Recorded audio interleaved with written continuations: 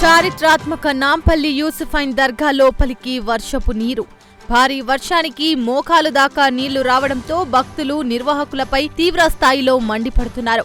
నిర్వాహకుల నిర్లక్ష్యం వల్లే ఎప్పుడూ లేని విధంగా వర్షం నీళ్లు వచ్చాయని ఆందోళన. భక్తుల నుండి కోట్ల రూపాయలు విరాళాలు పొందుతూ కనీస వసతులు లేకపోవడం దారుణమని ఆవేదన. వక్ఫ్ బోర్డు నుంచి వచ్చిన ఫండ్స్, భక్తుల విరాళాలు ఇలా కోట్ల రూపాయలు నిర్వాహకులు మింగేస్తున్నారని ఆరోపణలు.